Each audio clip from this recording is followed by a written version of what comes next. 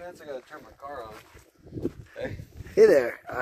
We are at Wild Willys Hot Spring, and I'm here with Dimitri and Sierra. Girl. We're just gonna have a cool conversation. I'll let you guys join us. So, right now we're making some tea, or he's making me tea. Let's be real. Very kind of him. Dirty laundry. But we thought we'd check out. Do you mind closing that for me, Yeah. Dimitri? Dimitri's kind enough to show off his Sprinter van. What I liked is, like, look at this. Like, I can stand up fully. This place is sweet. Thanks, man. So what's going on, man? Thinking that my batteries might be out, and so I'd have to turn the car on as a generator, which is what I'd have to do, but it's working for now, so that's all that's going on right now. Did a little soak this morning. That was dope. We've been meeting up every morning. That's been really cool. That's pretty much it, man. Just here in town. Mammoth. I love it. One of my favorite places. When was your first time at Wild Willys Hot Spring? Do you remember the first time you heard about it? This was the first time. No Yeah. I don't know if you knew that, but basically, I've been hearing about this place for years from friend Alyssa and my friend Trevor, who have been coming here for their whole lives, or at least as long as they've been here. And I just never made it out. And I met a dude in Key West that I had wintered with, and I ran into him in Las Vegas at a gas station, and then and out of nowhere, he was like, "I'm going to Bishop," and I was like, "I'm going there too." And then he was like, "Meet me at this hot spring," and so I did. That's how I got here. Wow. And then I think you were talking to him too, Robin. Robin, yeah, he's awesome. Yeah, super cool guy. So, did work bring you here? Kind of. Yeah, I work in the Bay Area. My boss lives there, and so I go up there and do meetings with clients. So during the weekday, I work from the van, and then sometimes I go to the Bay Area for like client meetings. Now, has COVID affected? Have you been able to telecommute more because of COVID, or? Yeah, I mean, in some instances. I mean, I was definitely in San Francisco more often and living in LA. But when COVID hit, it was just I didn't want to be stuck in Los Angeles if I didn't have to be. And I had already bought the van to be more of like a weekend kind of adventure kind of thing. And once that happened, clients didn't even really mind much that I lived in a van. Since I got all my work done and work on a secure network on my phone, and it's just as good as it would be at home, For sure. Do you mind showing us a little tour of the van?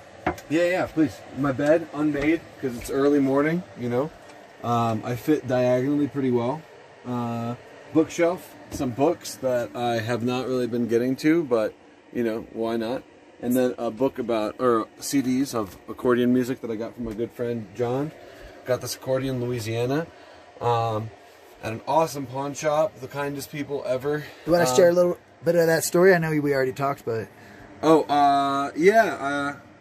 Yeah, I got sober. So I got sober, it'll be 9 years, May 7th. Wow. And some of the folks that I lived with, they're all over the country. So on this trip I've been visiting some. One of them is from Louisiana, and before during his addiction was pawning a bunch of stuff to this pawn shop but these guys were like super sweet, would hold this stuff for much longer than they would for anybody else, just doing their business. But once he got sober and started going to the pawn shop, he started like picking up something and being like, "Hey, how much is this?" And they would just let him go, and just be like, "Take it," so they were giving back, and even for me, that's a super expensive accordion. They sold it to me for like a third of the price of what it's worth, so I really lucked out. Yeah, and you said it's what? How old?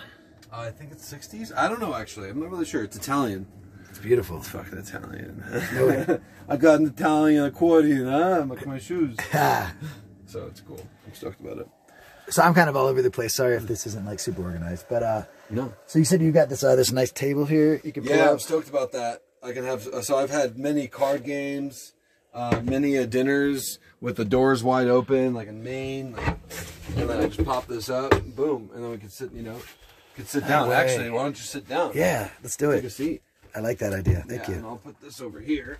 And I got to do a little bit of reorganization. But you're welcome to take a seat. This is for the ladies. When the ladies come in, they got to know that there's some cheetah energy in here. Otherwise, it's just, you know, usually yellow. So I'll just keep it yellow for you. Thank you, bud. That's so cool. My sister made these. My sister made these cushions. She made these curtains. And, yeah, so a lot of love. My boss helped me make this beautiful piece of wood that I really love. He showed me how to do all this. He helped me route this. Yeah. Did you pick up any skills along the way? Oh, everything, dude. I mean, I feel so much more... I mean, obviously, I'm still learning or whatever, but I feel so much more confident doing anything with a saw or wiring. I spent a lot of time figuring out the electrical stuff because it was scary, because you can start a fire, you know, if you don't do it right. And there's this guy I know in this little town outside of Boulder in Colorado, who built his own electric car. Took an old Geo and stuffed it with lithium batteries, used an elevator controller, and built his own electric car completely. What? And so he's the one that helped me like just complete the circuit, because I was really nervous about that, because I'd seen a bunch of YouTube videos of guys talking like being super confident about their electrical setup, and then it cutting out, being like, no, that was fucked up, man. So it was cool that he helped me. So I've had so many people help me just get this done. Now, how close to like this was it when you bought it? Because this is like... It was a cargo van. It was just, oh my gosh. It was just rhino flooring, and that's it. That's it. Do you have any like suggestions for people that are thinking about like... Do it. Just do it. That's the happiest I've ever been. And don't be afraid to learn how to do something, you know. Find someone that you think would, I don't know, just find, you know what, I've been super blessed. Like I forget that, I don't know, I feel like it's easy for me to make friends. It's easy for me to talk to people. And so with that comes a lot of benefits. I mean, you know, a lot of people have a hard time or are uncomfortable talking to new people. And that's... I don't know what that's like, you know, like I just don't know what that's like. And I do know that I've been lucky enough and fortunate enough to have that skill. And because of that, I've got just incredible people in my life, just absolutely incredible people that I don't know what I would do with. I don't know what I would do without. So luckily I had that. And so I was able to, get help for any little thing that I needed.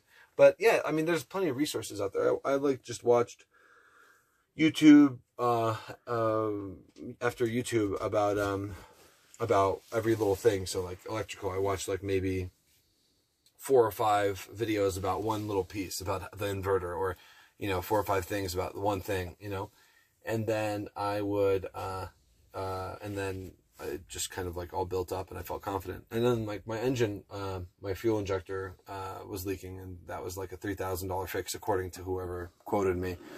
Watched like 10 YouTube videos on that particular fix. And Sierra, off. Good girl. And then me and my buddy knocked it out in 4 hours. It was $8 in parts. So it's like, you can do, all this stuff is built so you can do it. I mean, like, it's not like built for machines to fix it. It's built for humans to fix it. So like if there's something going on with your engine, or certain things, obviously you can't like pull your engine, you can't pull your tranny, but you a lot, probably 90% of the stuff that goes wrong in your van you can fix it yourself. Yeah. So just getting comfortable in response to that little question. So were you overwhelmed at all at first? When I bought it, I was like, wow, what am I supposed to do now? But it was so fun. I mean, it was just a project every day. I just had something to work on every single day. I had this, I had that, and then breaking it down and designing it, and then changing the designs, and figuring out how to fit my piano, making sure that it would work, getting that to work, all that stuff was just so fun and so rewarding. Like once these things started getting in, when the table started getting done, and this was going on, and then when I built my first drawer, I built all this from a piece of plywood, like, holy crap, I didn't know I could do that. And then, and people like spend a lot of money, like, just having like machines do it. You can do it yourself and have pride. Yeah, exactly. It's not perfect, but it's mine. What is perfect? Yeah. And I built it, Yeah. you know, and I know that. And I could do this again. I can do this again. I can fix this. I can fix this at someone's house. I can fix this in my own house, you know, and so I understand the mechanics of it now. I mean, in this particular situation, I'm sure there are like this crazy carpentry work that I just don't know how to do. But, you know, because the goal for me is to buy a piece of land, park this thing on there, and build a house while I have this to live in the meantime, you know, kind of like a temporary cabin. What region are you looking for? I mean, this would be ideal, but it's just, I'm not buying shit here. It's so expensive. Maybe up towards like, what's it called? Like where the prison is. I forget what it's called, but up north. Yeah. But yeah. Cool. So how do you think that, like, you know, humans, we're kind of like creatures of our environment, you know, our environment really has so much effect on us, like both internally and externally. Like, what do you think some internal changes have been due to making the choice to live in such a free fashion? I think that I was always looking for this. So I just feel like I finally slipped into what I was already looking for, you know? I don't think that this has changed me. I think that I've changed my environment, you know, consciously. So instead of like your environment making you've kind of just made your environment now. Yeah, I can kind of step back a little bit on that because I have had the opportunity to speak with people, a lot of people that have like opposite views of me, you know, and that's had a significant effect on my perspective, not only on my own views, but really on the perspective of like, oh, no wonder we can't get along because no one's talking to each other, you know? And so when you're in, you know, I'm from New York, I lived in California. It's like, I'm as liberal as it gets, you know, but then you go hang out in Arkansas for a while. You go hang out in North Carolina, you go hang out, you know, in Florida or anywhere that's not like where you're from, and you start realizing that a lot of times like your own views are just kind of like a bit overzealous and unkind and, you know, completely I don't know. I just think that I've been able to listen a lot more because like I'm in sometimes in an environment where I need to respect the community I'm in, you know. And even if that community doesn't agree with me, like I'm their community, you know, they're not in my community. And so, whether I agree with them or not. Yeah, you had mentioned that running story this morning, and I'm not going to make you go over every single awesome story we shared, like organically this morning. But... I basically met a family that was vacationing in Key West. My dog said hi to their dog, and then I kept running by their house, and they would always be out there. And then the guy invited me to go running with him, and we ran together, and we talked about issues that we had polar opposite views on, and some things that we were pretty close on. But you know, ultimately, I feel like the things that I felt pretty strongly about, I made some progress with him because, you know, I was able to talk to him about the things that he felt strongly about, you know, and allow that in, whether it's, you know, whether I agree with it or not, you know, but there was at least some progress. He just invited me to go to Kilimanjaro with him in Africa. So it's like, now I got to figure out whether I want to do that, but that would be a lot of fun. It's a big commitment. It's hard for people like us to make commitments like that. He's like, you got to get your vaccinations like in July. I'm like, oh my God. What are your feelings about that stuff? About vaccinations? I mean, whatever, dude. Yeah, Let's like just drink the Kool-Aid. Let's just all do it. I don't care. I don't know. Like, you're not going to get all polarized about that. Yeah. Yeah, I don't. I mean, I understand that, like, we don't know. Like, we'll see how it affects us, but, you know, but let's be in it together. You know, let's figure it out together, I guess. I don't know. So, you have a sound recording studio in here, right? I do. Have you ever thought about pulling off like a podcast on the road on the side? You know what I have? You're like super interesting. You could totally do it. I could probably do it. Totally do it. No, I think I had an idea of just doing field recordings of like musicians I meet. Oh wow! And then putting that out as like I was thinking about calling it like driftwood field recordings, and just like of different drifters and different people I meet. that I think are special musically. I met this one person who's like, yeah, their music is just astounding, you know, and you know, so I got to record them a little bit. So I need to do that. I need to go finish that and send it over to them. I know someone who'd be very interested, actually, Something like that. Who's a traveling busker. My buddy Ben Carnahan. Oh, cool. I could send you towards his music online so you can check it out. But I was traveling with him this year, and he's been honestly looking for someone like you for a minute. Cool. And his is just his own lyrics and everything. Honestly, yeah, that's beautiful. If you don't mind, I'll probably connect you guys. Yeah, you should. So you have a musical background, I'm guessing. I mean, I see like, I don't want to use the wrong word. Is that a piano? Yeah, it's a Wurlitzer, 1950s Wurlitzer. And then that's a Moog up top. And I'll show you what it sounds like. Oh, wait, cool. I got this from my buddy Wolfgang, who is a German musician that moved to America. He was on tour in America with the guy the Beatles had backed up back when they were in Germany. So before they became the Beatles, they were backing up this one dude. Oh, wait. And he was on tour with that dude. He didn't want to go back to London because he had a wife and kid there. And they went back and became the Beatles. And that guy became some dude that toured around with Wolfgang. No way. Yeah. But Wolfgang is amazing. And he gifted this to me because he knew I loved it so much, because it's...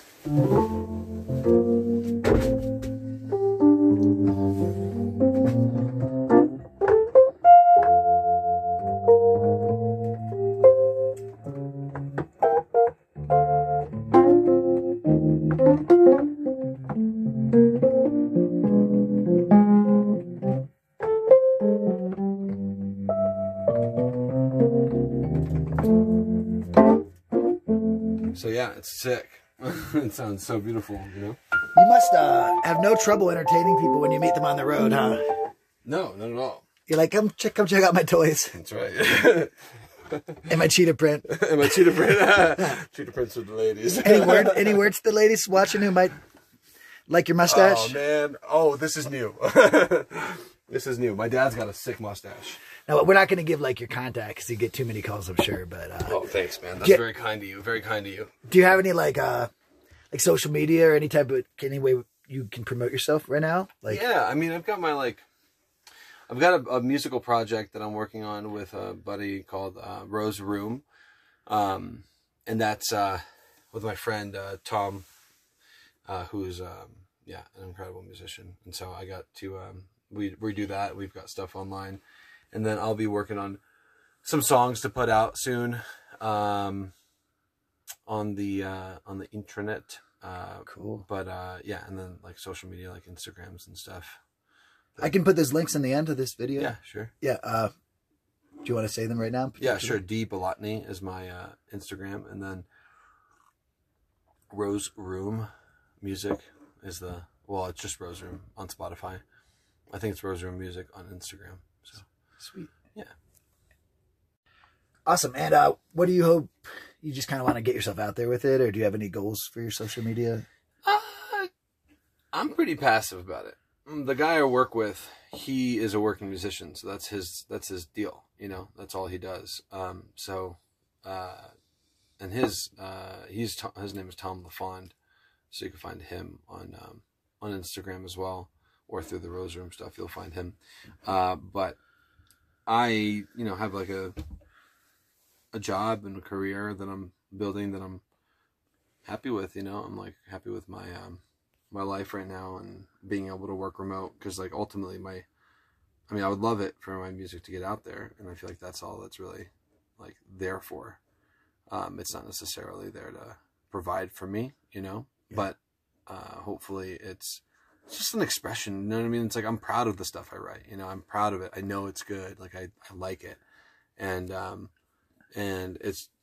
it makes me feel weird when people enjoy it sometimes in a strange way. But like, you saw my face when you're playing that accordion. That was awesome. Thanks, man. But yeah, I enjoy doing it, and I enjoy doing it well. And I enjoy doing it well. Art for art's sake. Yeah, I guess so. I mean, I don't want to be like, pretentious like that. Like, obviously, dude, if I had a song that came out and like it became a hit or whatever, like, cool, maybe I don't do the career that I'm doing, maybe then it's something else. But I'm not really like worried about it, because like ultimately I get to live the life that I want to live, and I'm super blessed that I can do that, you know. But I don't see a need to change anything that's working right now. You know, I feel better than I've ever felt living in this 50 square foot, not even 50 square feet. What would you say? It's like probably 35 square feet that you can walk in. But it's the happiest I've ever been. I think there's something definitely to that. I mean, I believe that less is more. Yeah. I mean, in everything, you know. You break things down to their simplest form and you're still happy. And even though I love food, this is going to be a little rambling, but, you know, you look at the 5 mother sauces and there's not more than like 3 or 4 ingredients. Mm-hmm. Right. You know, some of these fancy restaurants, they try to make things fancy with all these crazy ingredients, but it's not about the number of ingredients or how expensive they are. It's about the right exact combination of the fewest. Yeah. Totally. And like, what's funny is like you were saying, when you stepped in here, like, oh man, there's so much space. And what that means is there's less stuff, but that also means there's more space, you know? Totally. And it's such a nice, like this setup is so perfect for me, because when it's not windy and cold outside, you know, I just open up my back doors and my side door, and it's just like, I can walk in here. It feels like it feels like it's a part of the outside space, and just heavenly, you know. Sometimes I'm here, I'm just like, wow, love it so much. That's incredible. Yeah. I bet we could chat on and on. I know you probably have stuff to do before you head to work, so I'm going to ask a random question towards the end, like I'd try to do. So here we go. I'm sure at some point you met someone that you only met once in your life. Can you think of someone that you met just once in your life that maybe you keep in touch with, maybe not, but that has like some sort of made a profound change on your worldview? Or oh man, that's a hard question to remember. Like, who have I met once, or just like spent a little bit of time with, that made a profound change in my life? And it doesn't have to be profound. The problem is, man, I mean, yeah, but the problem is like I meet people once all the time. Like, yeah. And it's easy for me, you know, to meet somebody once. I'm trying to think. There has to be like. It's an annoying question. Like I said, I tried to throw a hard one. It's a good one. I like it. I'm trying to think of. Yes. Okay. I found it. You're the best. Recently, I met somebody in Arkansas. I was parked outside of his job site, and he had walked by a few times looking at my van, but like working, and then came up and was like, hey man, can I give you $10 to help me move a door? I said, I'll just help you move a door, you know, that's all good. And then I go over there and I help him pull a door out of a stone, like a mason building. This town is like built up on a mountain. Everything is done out of like locally sourced stone. And so it's like all like a bunch of stone buildings, really beautiful. And I help him pull the door out, and he tries to give me the $10. I eventually take it, but because he just won't give up. But I said, I'd rather have a place to park. Do you have like some land I can park my van on? And he looks at me and says, yeah, for 1 or 2 nights. Yeah, you can park on my land. And so we start talking, and then, you know, I stay there. I don't stay at his land the first night. I just stay in town that first night, go fishing and stuff. And then I hit him up, and I'm like, hey, you know, can I come up to your land? He invites me up to his land, and then invites me in his home. And we just start talking. And he was like, I knew you were okay. And I said, why? He's like, well, I hitchhiked I've walked almost everywhere. And I was like, what do you mean you've walked almost everywhere? He said, and he gave me a long story about what happened in his childhood, which was pretty screwed up. But basically, he left home at like 14 years old and started walking across America. Wow. And he walked, and he said, you know, there were situations that were sketchy, situations that were cool. But basically, he walked, I forget where he walked. I think he walked all the way to Los Angeles or back to Arkansas from California. And then just made a home where he was like not too far from where he was from. Bought a big piece of land, built his own house milled his own wood from the trees on the land, built the house, had never built anything before, figured it out. That was the house we're hanging out in. No way.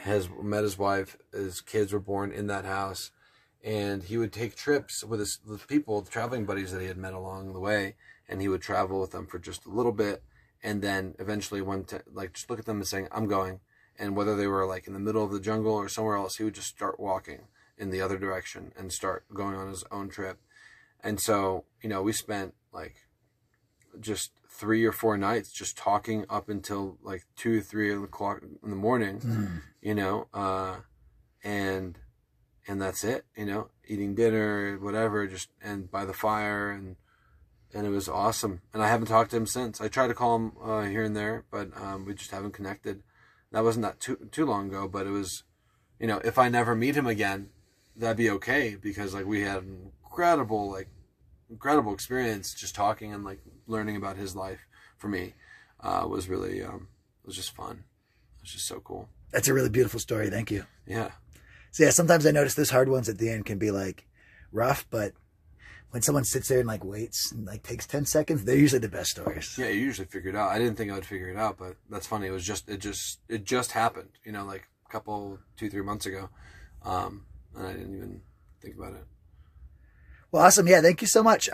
Anything final you want to say on van life or telecommuting, or I don't know, man. I mean, being a person? It's a big trend, but I like it. I like living the way that I live right now. You know, I don't know. Just say hi to somebody. You know, don't be weird. Yeah, definitely. Yeah, exactly. I second that. Here's to that. Here's to that. Well, thanks again, Dimitri. Thanks, man. Take care.